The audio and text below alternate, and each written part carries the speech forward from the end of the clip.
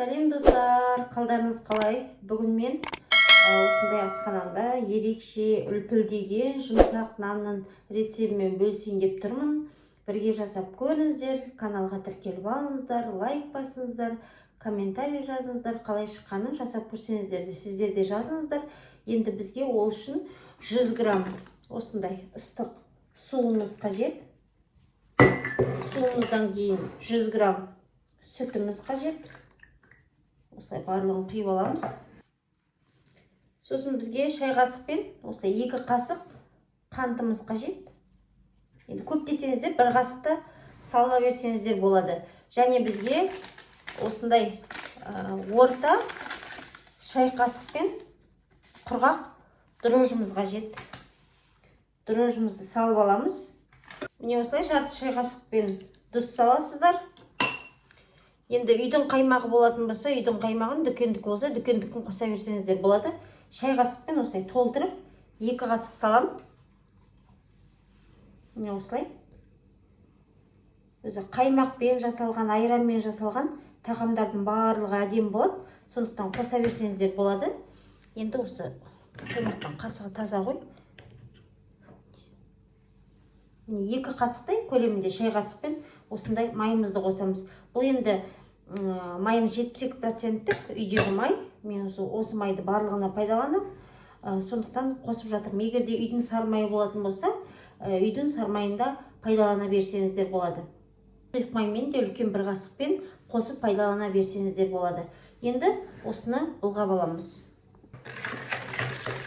Енді осылай 1 былғап аламыз. Ұнымызды саламыз.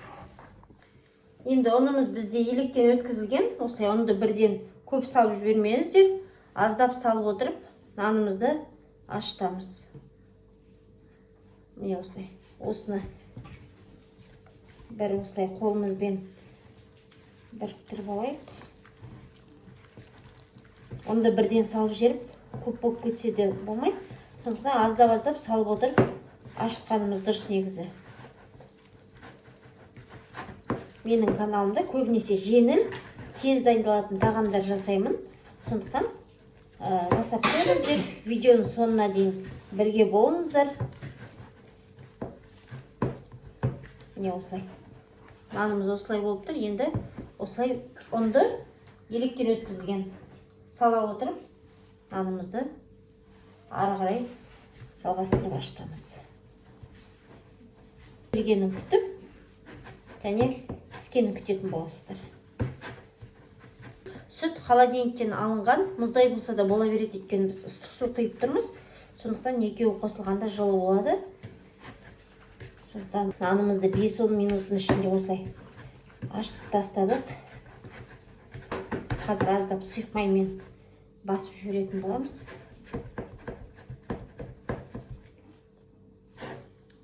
Тез көтеріледі.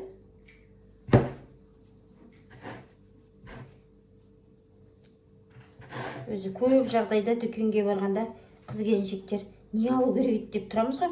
Сондықтан дәл менің рецебімді көретін болсаңыздар, тағамдарымды каналымдағы, үйлеріңізге дүкеннің қаймағын, дүкеннің айранын, нан содасын, сосын қопсытқыш дейміз, разрыхлитель, дрожж дегендерді алып қойсаңыздар, кез келген нәрсені жасай беруге болады. Шайға болсын, холодильниктен аласыздар. 1 айранды алып қойсаңыздар, мысалы 4-5 нәрсе пісіресіздер ғой, күшті шайға. Міне, нанымыз жұмсақ болып дайын болды. Енді аздап сұйық майымызды алып, кішкене, осы шеткілікті кішкене ғана осылай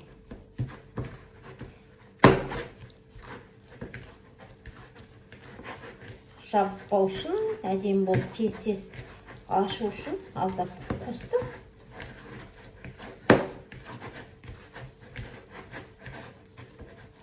Міне. Нанымыз дайын, міне осылай болып тұр. Енді 25-30 минутқа қоя тұрамыз. Нанымыз осындай болып тұр, достар. Енді бетін жауып қоя тұрамыз. Мына тұсым негізі әдемі қақпағы болған.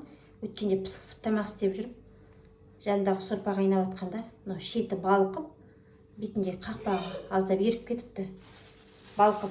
Сонымен оны тыстадым. Енді мешочекте салып, салафанмен осылай матамен жауып қоя тұрамыз. Достар, міне манағы менің ашытқан наным дайын тұр. 25-30 минуттай тұрды. Міне жұмсақ болып әдемі болып тұр. Енді табамызға май жағып, мен ешқандай қағаз ешнәрсе төсемеймін. Үйде нан салғанда да осылай бауырсақтан қалған майды табамызға жағып, бірден нанымызды саламыз осыған. Ешқандай жабыспайды, әдемі жұмсақ болып піседі. Жұмсақ болып тұр. Нанымызды осылай салып аламыз. Енді осылай қолымызбен жазып шығамыз. Оқтаумен де сызсаңыздар болады. Енді мен бірақ қолыммен осылай жазып шығам. Енді керемет шығады. Жасап көріңіздер. Міндетті түрде. Видеоның соңына дейін көріңіздер. 15 минутқа кішкене көтерілгенін қоя тұрамыз. Міне осылай жақынырақ бір көрсетейін. Міне нанымыз осылай болып тұр. Енді 15-20 минутқа қоя тұрамыз. Енді достар, біз бетін қалай жасаймыз? Көтеріліп тұрған нанымызды соны дайындап алайық. Міне бір шай қасықпен 2 немесе 2,5 қасықтай осындай дүкеннің болсын, үйдің болсын майын алып аласыздар. Үй температурасында тұру керек. Сосын енді өздеріңіз қалауларыңыз бойынша укроп бола ма, көк жуа бола ма, өздеріңіз білесіздер. Осылай ұсақ қылдып турап аласыздар. Менде үйде укроп бар екен, сол себепті укроп қосайын деп жатырмын. Міне осылай ұсақ қылдып турап аламын.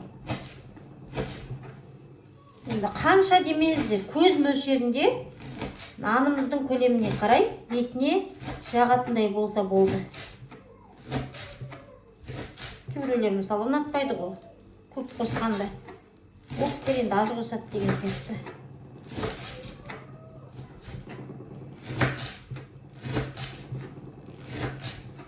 Міне, осы жеткілікті бізге. Ыдысымызға салып аламыз.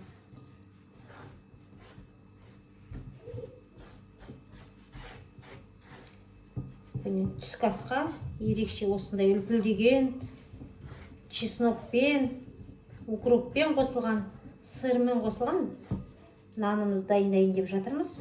Міне, осылай қосып алдық. Енді бізге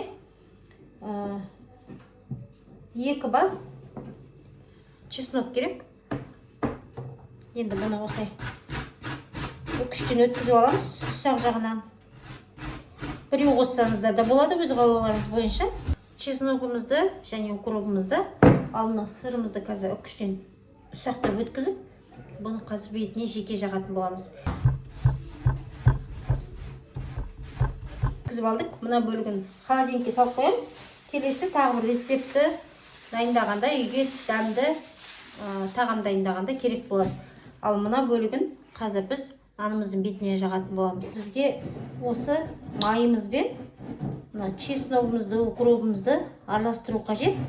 Үй температурасында тұрғандықтан өзі жібіп әдемі болып тұр. Осылай араластырып алдық. Міне осылай болып тұр. Достар, міне біздің нанымыз осылай әдемі болып көтеріп тұр екен. Енді осы нанымыздың үстіне біз қасықпен ыңғайсыз қолмен жағайды. Үйге жасалып жатқан нәрсе. Осылай жағып шығамыз. Бірін салып алайық. Қазір қолмен сосын жазатын болады.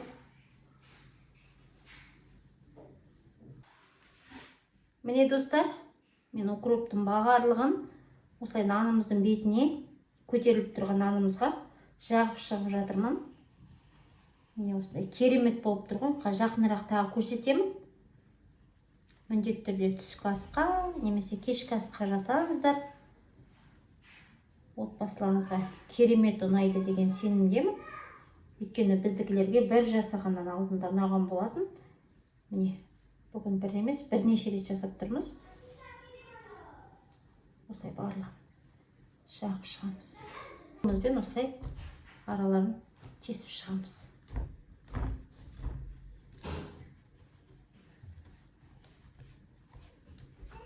Енді сырды алып осылай қолымызбен тескен жерлерге салып шығасыздар. Міне достар, бүгін мен осындай кереметтей жұмсақ үлпілдеген нанды чеснокпен, укроппен, сырмен жасап жатырмын.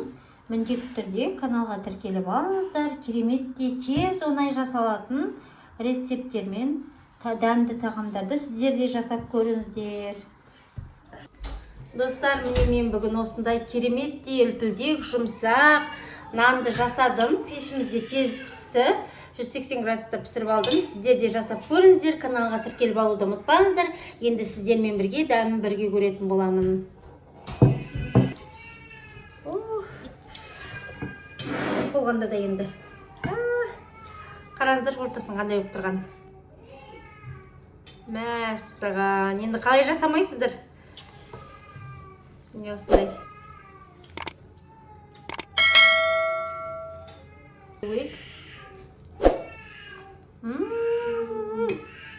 Мәссаған. Керемет.